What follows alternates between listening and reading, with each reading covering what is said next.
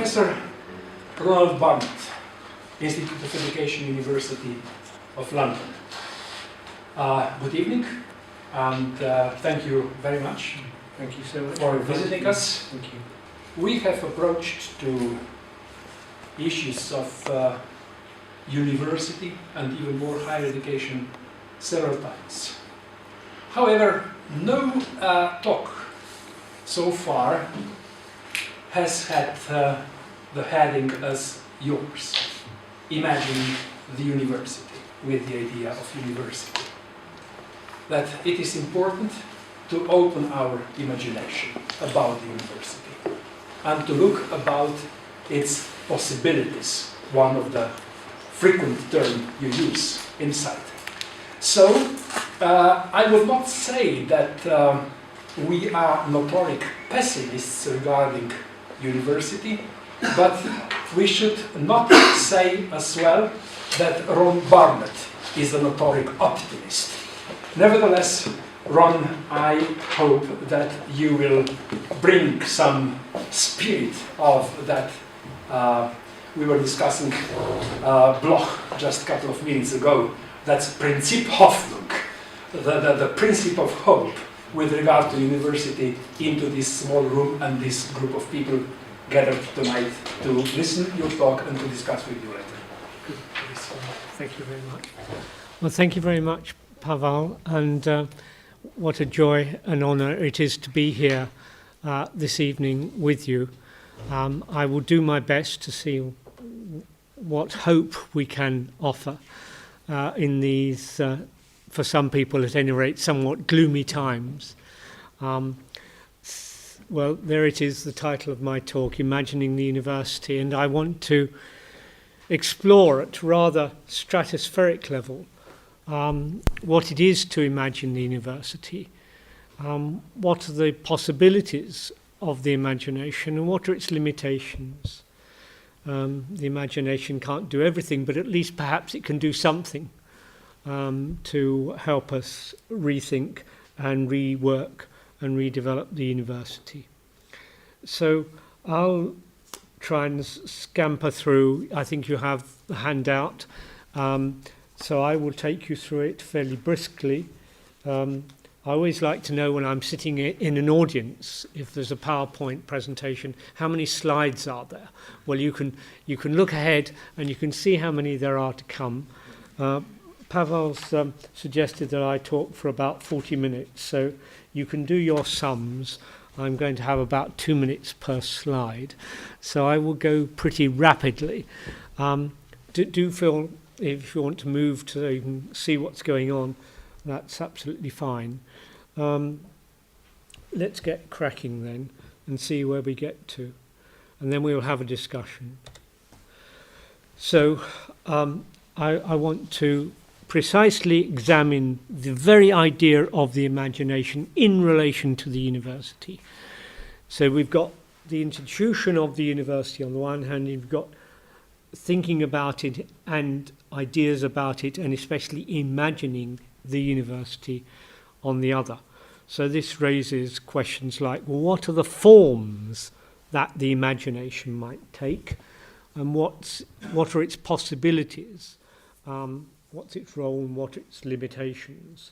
I want to suggest that the imagination is not a unitary phenomenon by any means. It's a complex, can be put to work in all sorts of ways. And so this raises the question as to the very structure of the imagination and therefore its future prospects. So that's the territory that I'm in with you this evening. So start with the reflection that for me, and I think possibly for many others, that the current debate worldwide, we might want to say, as to the idea of the university is hopelessly impoverished. And that phrase, hopelessly impoverished, is doing quite a lot of work. Both terms in that phrase are doing work. It's impoverished because it's very narrow, and I want to talk about that, the way in which the very idea of the university seems to be drawing in. on the one hand, so it's impoverished, but it's also hopelessly impoverished, because it's very often, it seems, without hope. People are very gloomy and dismal about the university, and are very often lacking hope. Why is this? Well, because many commentators feel that, again, worldwide, globally, there's a narrow set of ideas and forces at work which are constraining the university, the market,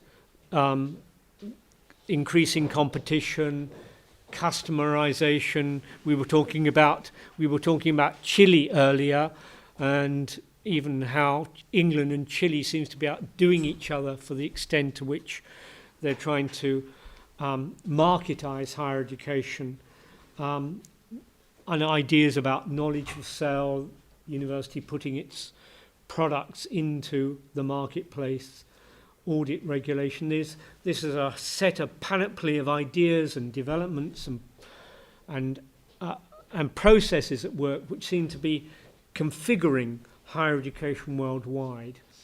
There seem to be, as a result, a number of ideas of the university which are taking place.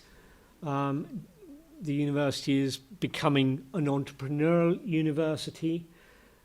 Many have described it as a corporate university, the way individual institutions are becoming almost business-like, like business corporations in their operation, and are also becoming, almost paradoxically, as well as being marketized, also highly bureaucratic institutions at the same time.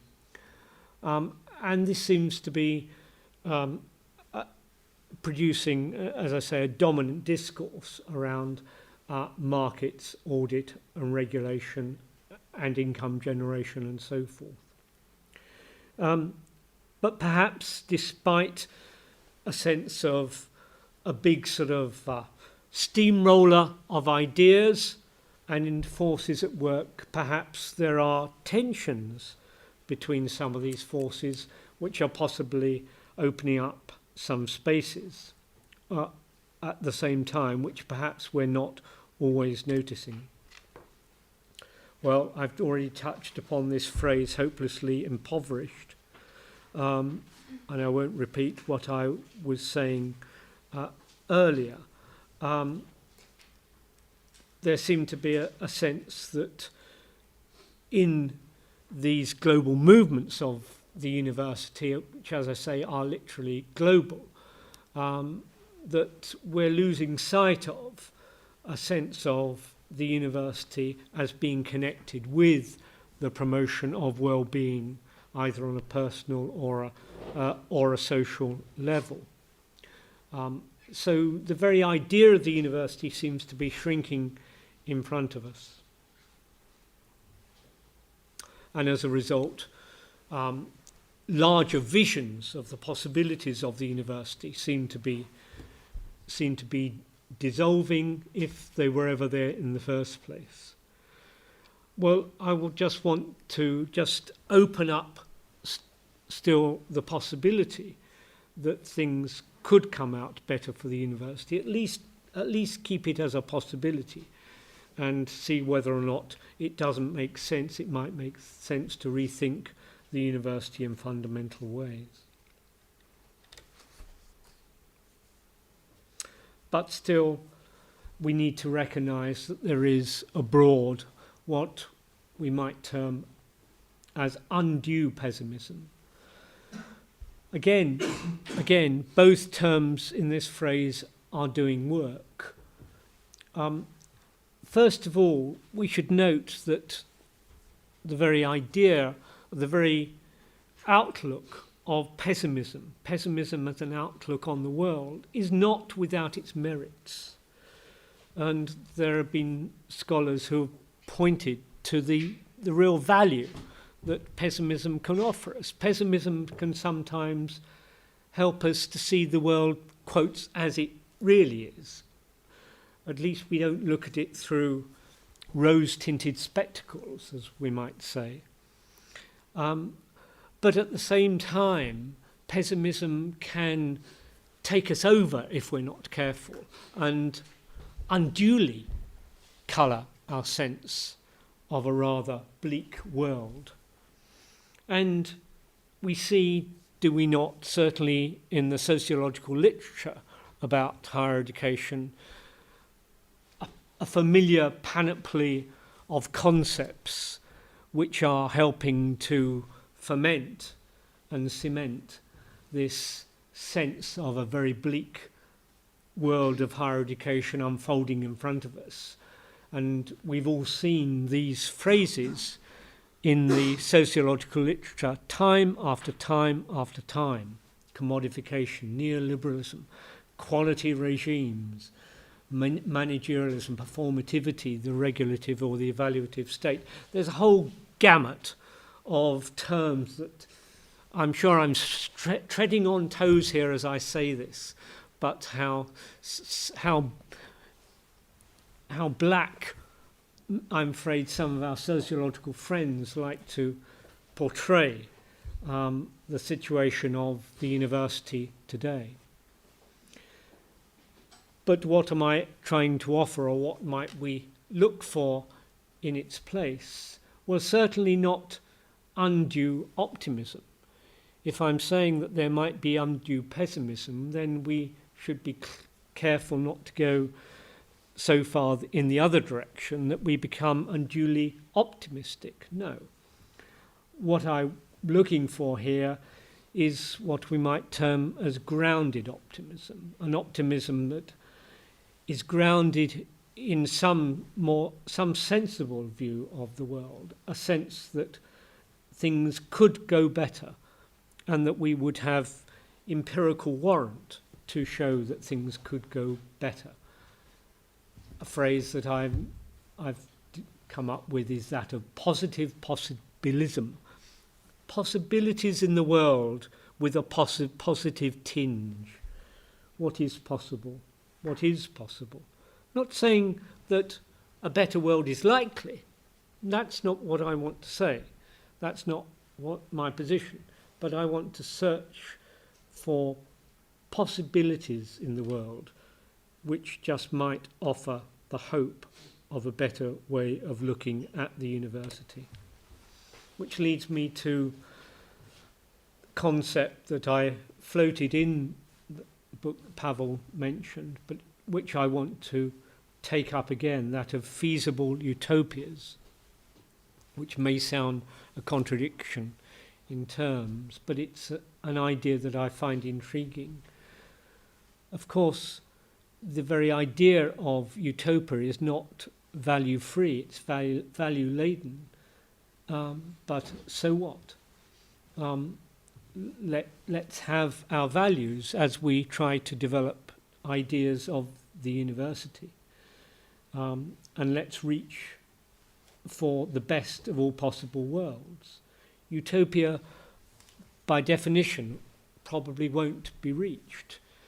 I think my Greek isn't terribly good, but I think it means no place. So utopias are probably out of reach in some way, but perhaps not entirely. It may just be that we can identify ideas of the university, come up with ideas, imaginative ideas of the university, for which we can find the beginnings, the glimmerings of some possibility already present. And I take the idea of empirical warrant from the work of Guattari and Deleuze. So there is here, in this idea of a feasible utopia, not a black pessimism, but a muted pessimism. A belief that it's unlikely that a utopia will emerge, could emerge. But at the same time, just a hint, for good reasons, that things could just go better in some way. So what I'm searching for here is what we might term a critical project of the imagination.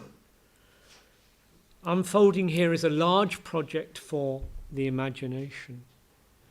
And I find the concept of the imaginary quite potent here, but it needs to be treated with some care.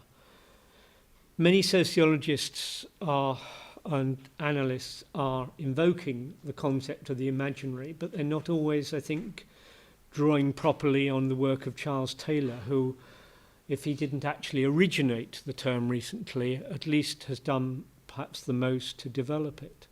For Charles Taylor, the imaginary or an imaginary is built on traditions and collective sentiments. It's, as it were, the embedded culture of a people who have big ideas almost embedded within them. One of his pupils, Richard Kearney, has picked up the idea of the imaginary and has developed it and said that an imaginary is a set of stories through which we understand ourselves. He's developed, we might call it, it's not his phrase, it's my phrase, a psychophenomenology of the imagination. But we should also acknowledge Sartre, who actually wrote a book called The Imaginary. And for Sartre, as one might imagine, the imaginary is not just a reading of a culture, but is a way of building the future. It's not just representing ideas about the world, but it's a way of building the future, of willing the future. Again, not Sartre's phrase, but I think it's implicit in his whole idea of the imaginary. Through the imaginary, we strike for freedom. We imagine a new and different world. So the imaginary, forging an imaginary, becomes a critical project. But I want to distinguish between the imaginary, which is a set of collective sentiments, however utopian, however brave, from the work of the imagination. The imagination, I take it, is a human faculty which begins the project of forming new ideas. And so that's what I'm interested here, the articulation of imaginative concepts, which themselves might supply critical standards through which we can interrogate our present and move on. And so we're led, possibly, we might say, to glimpsing a kind of responsible anarchism. What I'm looking for, what I'm trying to encourage, what I want to see is not a new idea of the university, but lots of new ideas of the university. Let's be brave. Let's imagine a world, a space in which we have lots of new ideas of the university. An anarchic conceptual space, if you like, but still one in which we can talk about responsibility. So I'm putting the imagination and responsibility together in a complex set of relationships. And I want to say that the imagination should be anarchic. It should fly. And in the language of a former colleague of mine, Louise Morley, we should try to develop new conceptual grammars through which we understand our age, so far as the university is concerned. And for myself, a new conceptual grammar would be one guided by responsibility, responsive to counter values, values through which we and in which we place our new ideas. We might say that here we're searching for a poetry of the university. What about that? Can we be poets anymore? Poets of the imagination, poets of the university. But at the same time, I'm conscious that in speaking in this rather, you might say, airy-fairy way, that I'm open to the charge of simply having my head in the clouds. But I want to say head in the clouds and feet on the ground. Let's be as imaginative as we can, but also let's be aware of the fundamental forces that are shaping the world as it really is. Let's be also responsible at the same time. I take it that even poets have to live in the real world. And this amounts to what I'm calling an exercise in imaginative critical realism. I take the idea of critical realism is really a philosophy of critical realism that I take from the work of Roy Basker in particular. But what I want to put into that way of looking at the world, that philosophy, is a layer of imagining, of being real, certainly being sensitive to the massive forces that there are shaping higher education and the character of universities globally, but being imaginative at the same time.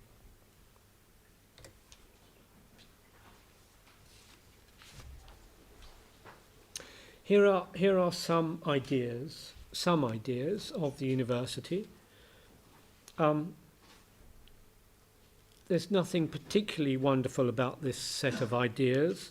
There are just a few taken from the literature, one or two that I've added in, simply to show the beginnings of the range of ideas that we might want to bring into view when we start to think imaginatively about the university.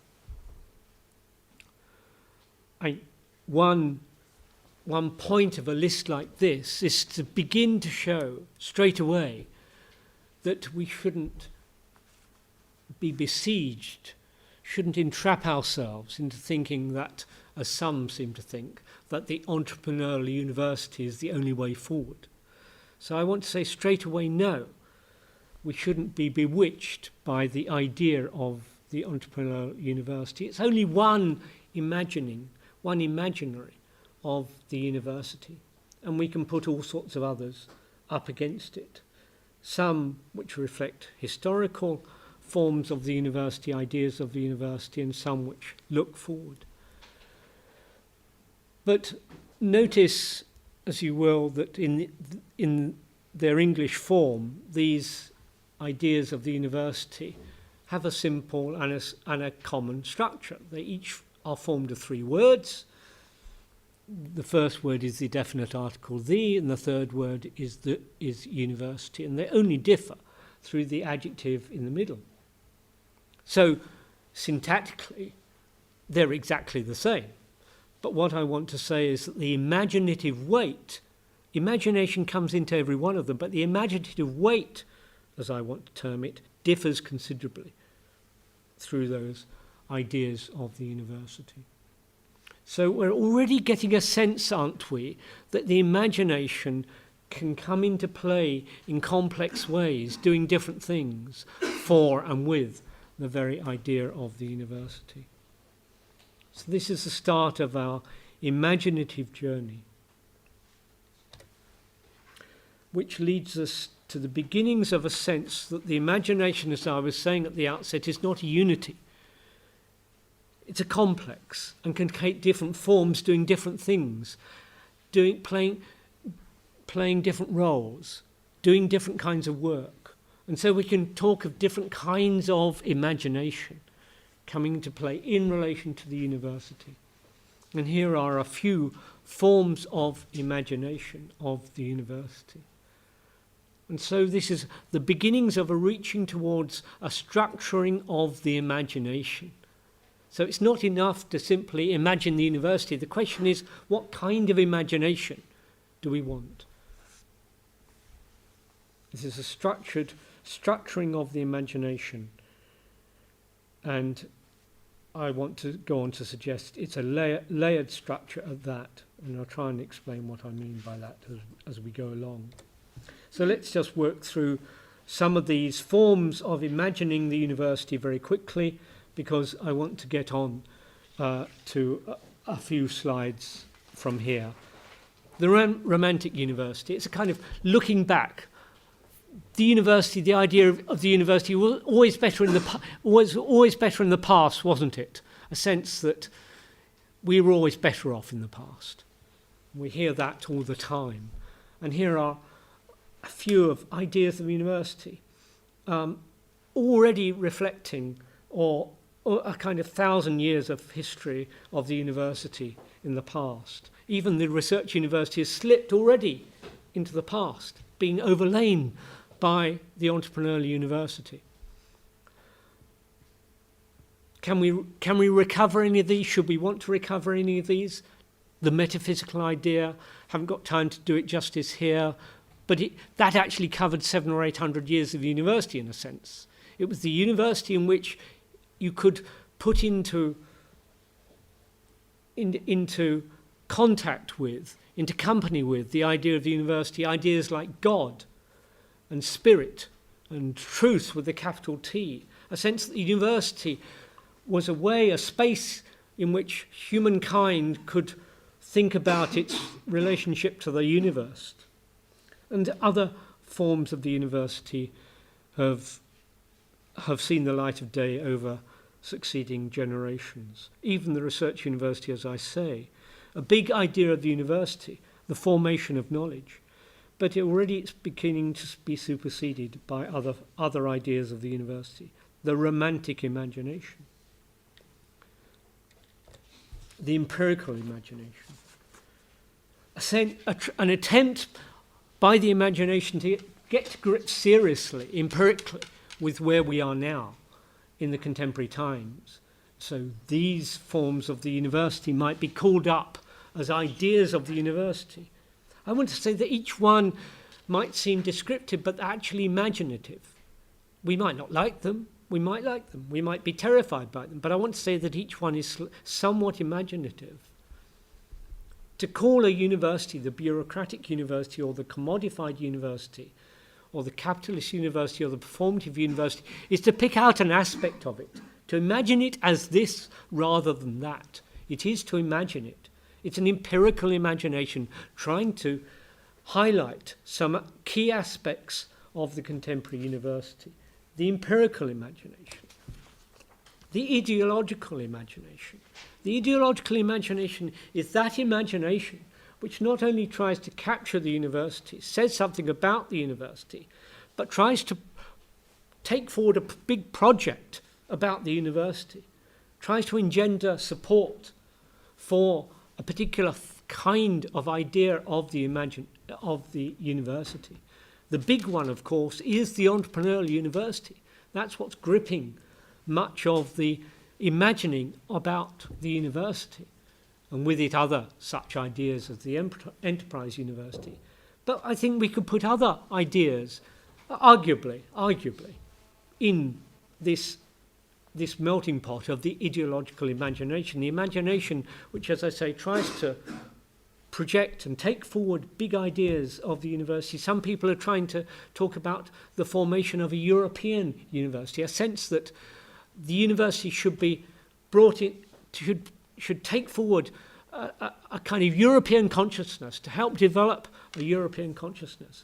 Some are trying to argue for a global university, a sense that the university should try to help to form some kind of global consciousness, perhaps in the war on terrorism, whatever it is. And some people are trying to recover openness as a big idea of the university, projecting forward a new big project of openness in a digital world. The ideological imagination, a big idea reflecting certain kinds of interests, very often powerful interests, taking forward a big social and even a global project.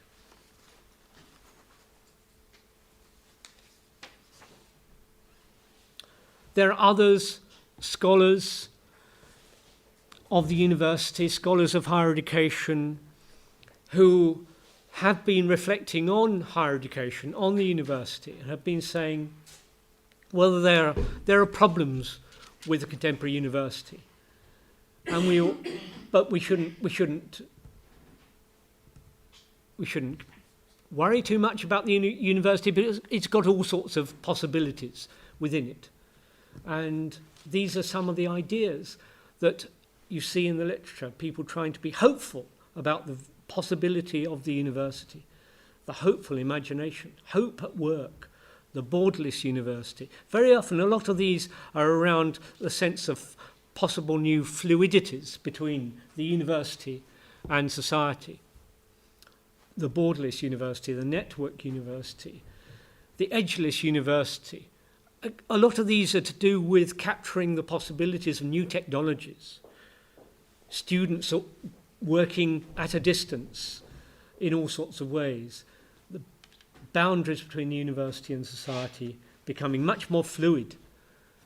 And you're familiar with Bauman's concept of the liquid, and we could pick that up here and make it into, quotes, the liquid university.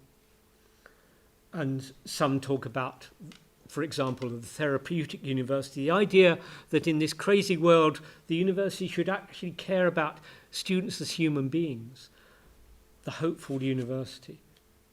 Projecting a project of hope in our thinking about the university.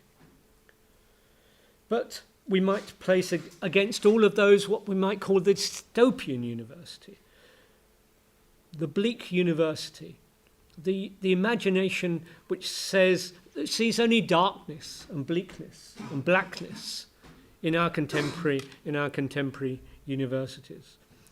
Well, we haven't actually quite seen books with this title, but surely it can't be long before we see books with these titles appearing in the bookshops. The soulless university, the subservient university, the selfish university, the self-important university. Isn't this the tone of some of the more critical commentaries on the university? Dystopia is a kind of vision of a world yet to come that we fear. And the problem, of course, is with these ideas is that the dystopian university in this sense has already arrived, the dystopian imagination. How might we understand these forms of the imagination? I want to suggest we can do so through three axes. That is to say, we can ask of any imaginative project, any imagination, any imaginative idea, we can ask of it. Is it endorsing the big battalions? Is it endorsing the big power structures? Or is it critical of them? We can ask of an imaginative idea. Is it just concerned with the surface features of society, the surface features of the university, or does it attempt, a la critical realism, to get under the skin, to understand the deep social and global forces at work which are driving the university forward? And thirdly, we can ask of an imaginative project of the idea of the university. Is it pessimistic or is it optimistic? And that therefore produces a kind of set of parameters against which we can interrogate imaginative ideas of the university.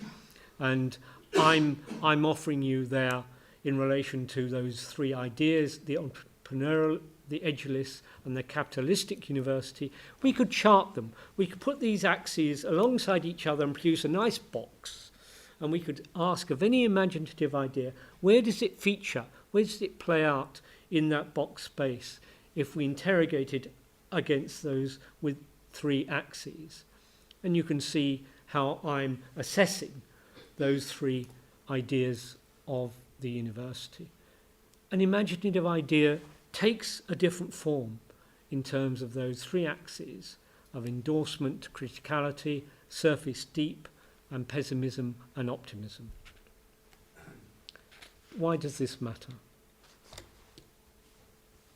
Because I want to then say, against that analysis, I want to ask the question as to whether or not we can identify ideas of the university that don't succumb unduly to ideology.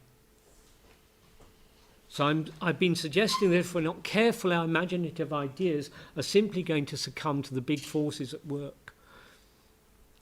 Can we avoid undue pessimism on the one hand, and seduction by the self-images of the age, as MacIntyre put it, on the other hand?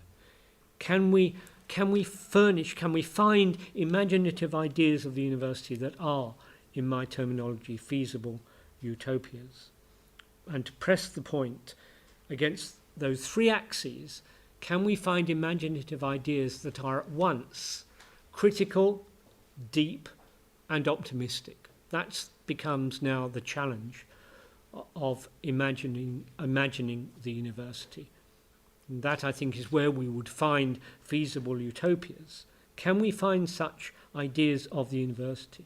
Feasible utopias, not just playful utopias, but feasible utopias?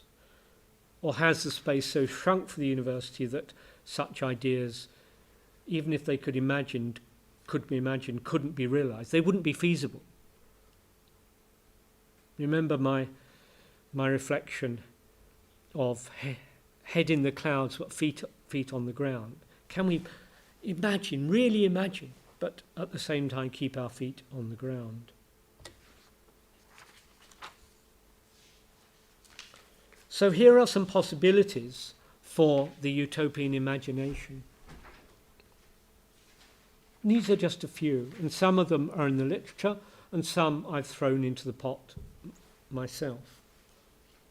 And I'll leave you to look at those. And obviously, if one had time, one would work through them. Some of them may grab your attention. You may wonder what is meant by, for example, the foolish university. Kavanagh takes the idea of the fool from the courts of medieval ages. The fool had a license to play the fool, to speak truth to power, to be playful, but to speak the truth. Nick Maxwell, for 30 years, has been pressing the idea of wisdom. Could that be a nice theme around which we could construct an imaginative idea of the university? Anne Parker is very keen on theatre and has put into the literature the idea of the theatrical university. Is that an idea that could take root?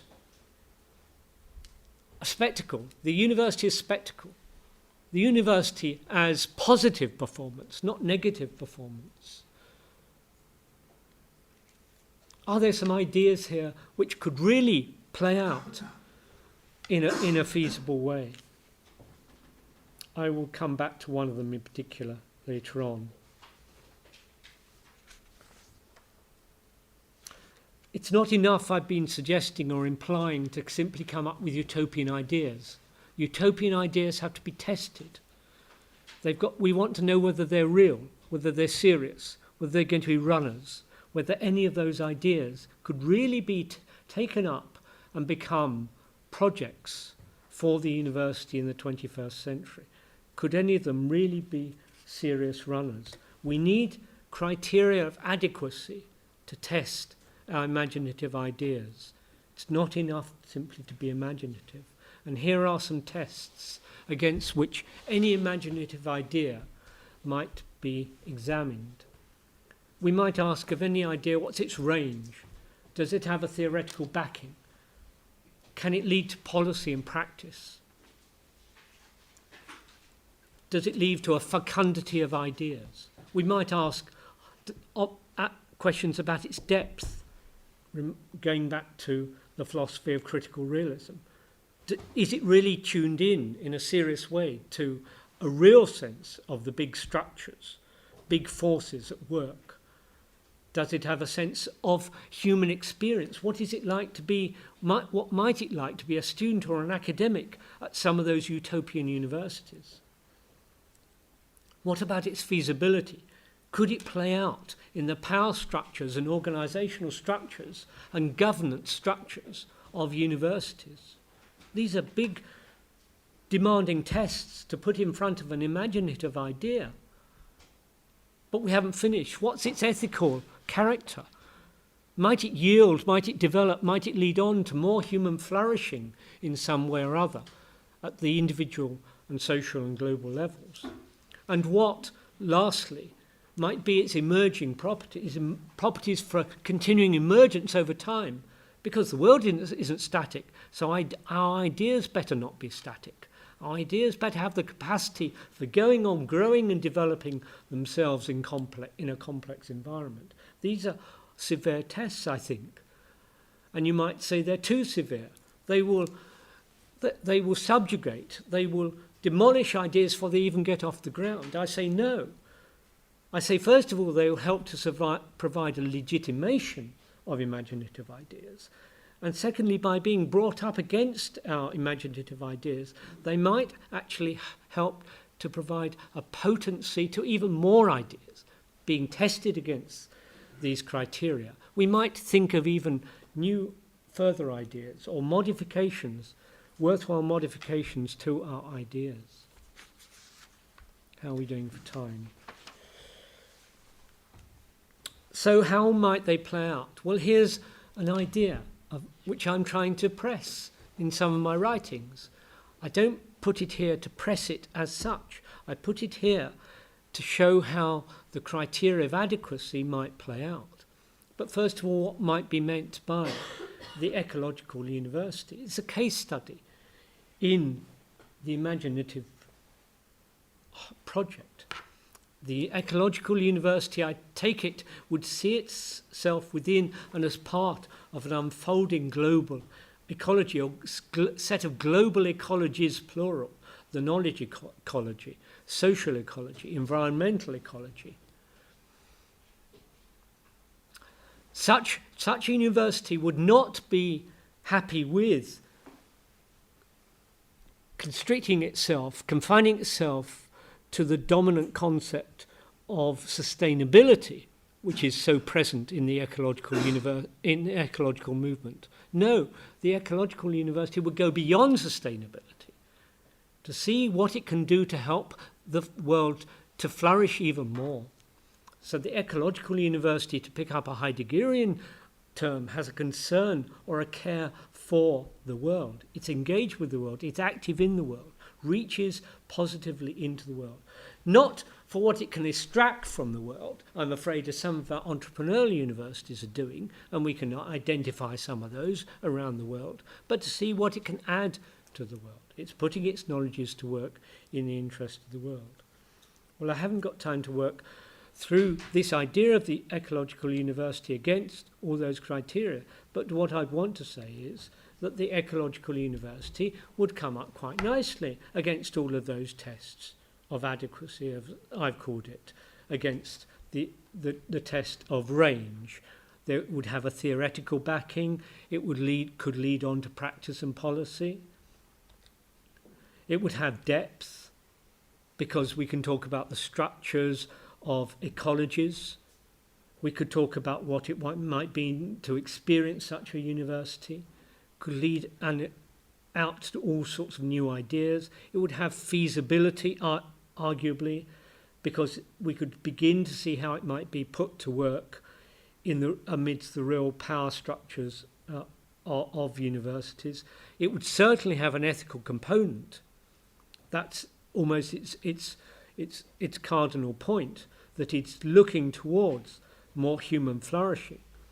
And it would have emergent properties, most certainly, because it would lead to further unfolding of ecological dimensions. So those are severe tests of the idea of the ecological university. And the point about this slide, therefore, is not only to show that the idea of the ecological university might be a runner as a feasible utopia, but to show that these tests themselves might be sensible tests or criteria of adequacy of imaginative ideas. And so conclusions are more or less self-evident. I want to say we can and we need to imagine the university idea, and to come back to that distinction I made earlier between the imagination and the imaginary. I want to say the imagination is prior to the imaginary. We have to do some hard work, and this is jolly hard work. For any of us who have been involved in trying to take forward universities at whatever level, at course level, at departmental level, at faculty level, university level, it's jolly hard work to try to imagine a university anew. We've got to stretch our imaginations, and only then, if they come up to the standards and the demands of those criteria of adequacy, only then, over time, might they become feasible projects, political projects, organisational projects. Only then, over time, might they become new imaginaries. We shouldn't think that the entrepreneurial university is the form of the university and the idea of the university we have to be saddled with. It's only one idea of the university emerging after 900 years. Why should we think this is the end point? No, we can go on to new ideas of the university and therefore new forms of the university.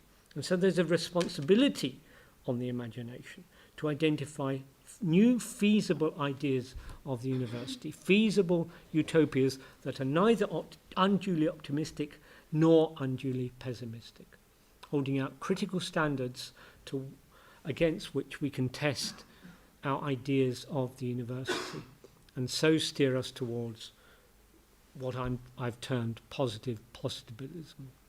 The university just might be able to help us towards a better world. Of course, I'm not trying to claim or pretend that the imagination is a sufficient condition, but it is, I want to contend, at least a necessary condition. So thanks very much for listening to me. That's it.